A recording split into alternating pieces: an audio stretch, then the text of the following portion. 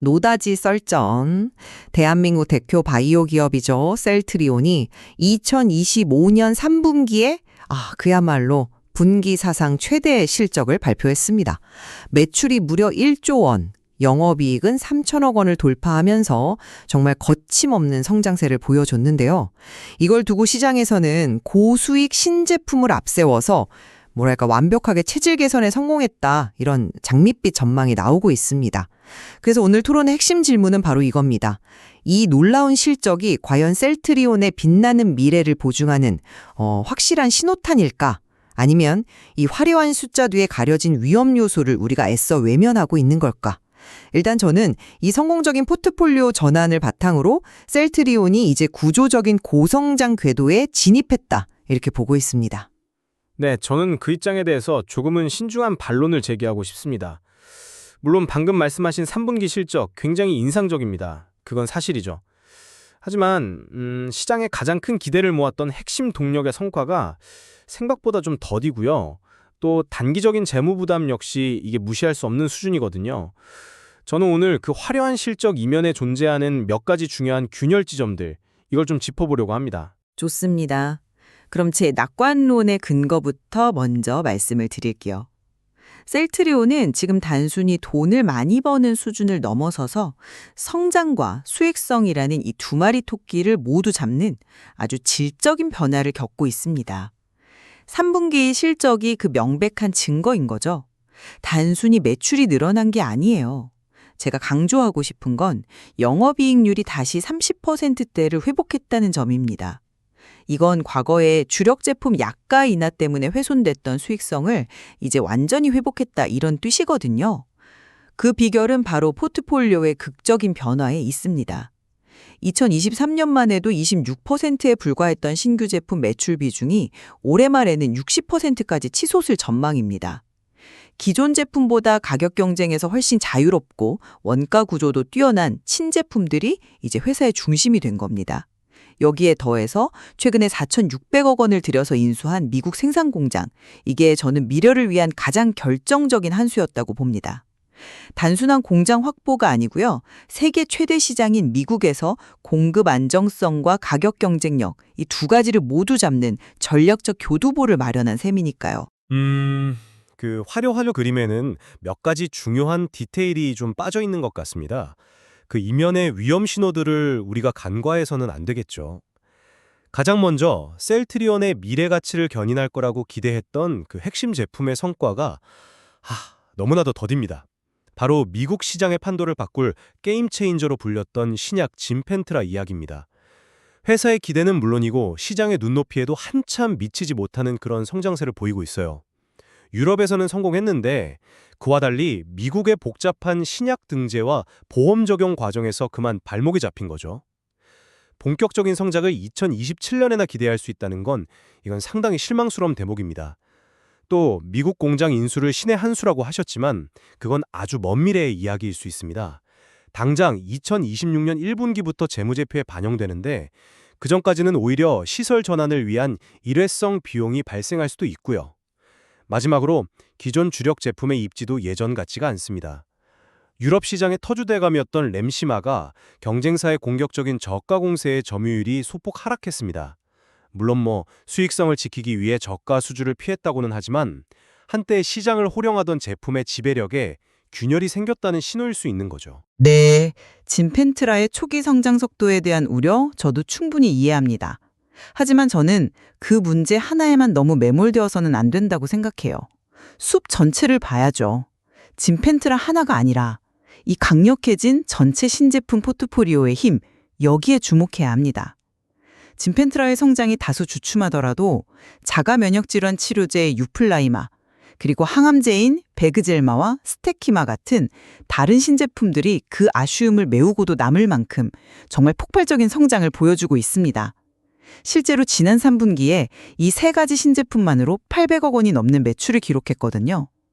더 중요한 사실은 이 신제품들 덕분에 셀트리온이 공략할 수 있는 전체 시장의 규모, 우리가 보통 TAM, 즉 토탈 어드레서블 마켓이라고 하죠.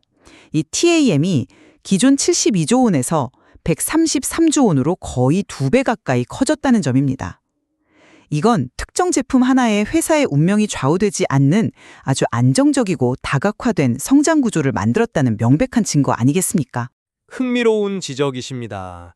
다만 저는 그 부분을 조금 다른 각도에서 보고 싶습니다.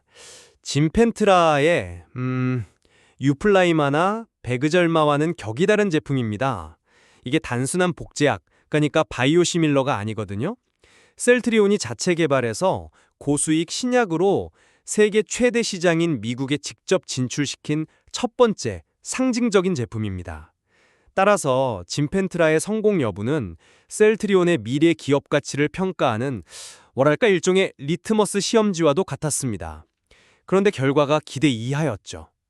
여기서 우리가 얻어야 할 교훈은 셀트리온이 미국의 그 복잡한 유통 및 보험 시스템, 특히 의약품 가격과 유통 채널에 막강한 영향력을 행사하는 처방약 급여관리 업체, PBM이라고 하죠.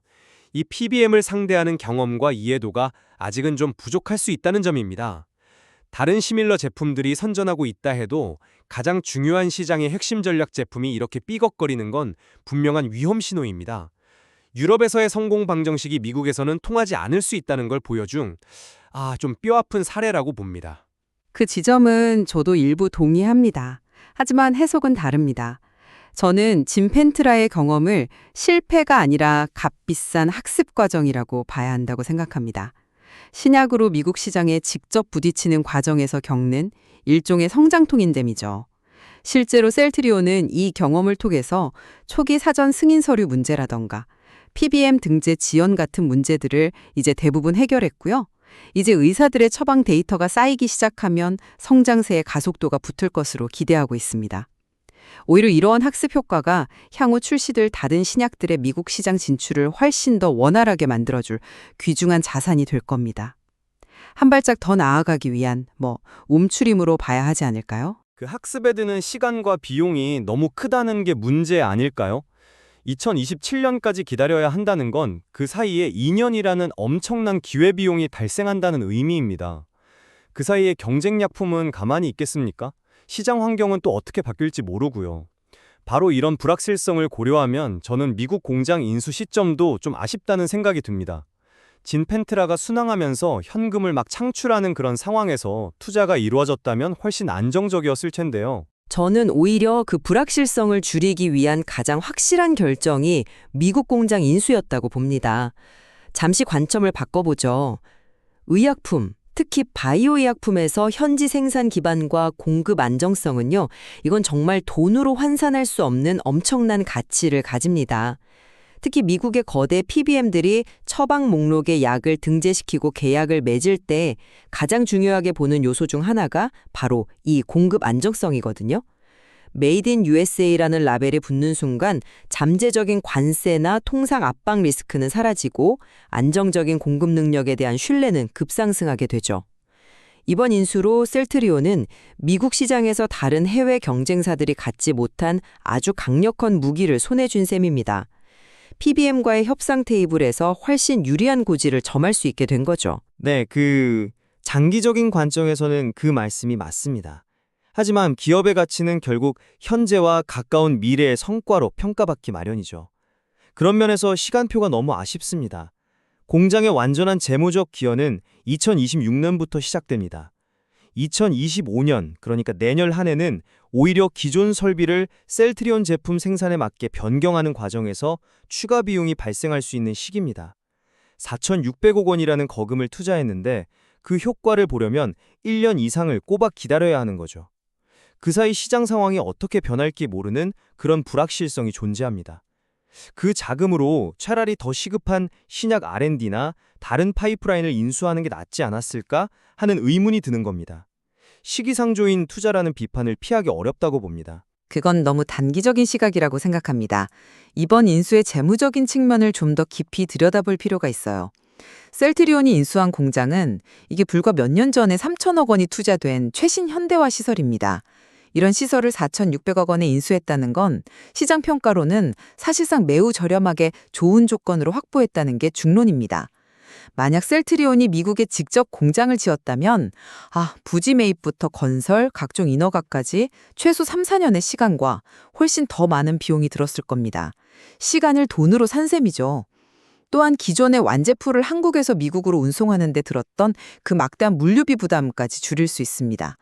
이건 단순한 비용 절감을 넘어서 가격 경쟁이 치열해지는 바이오시밀러 시장에서 결정적인 원가 경쟁력으로 작용할 겁니다.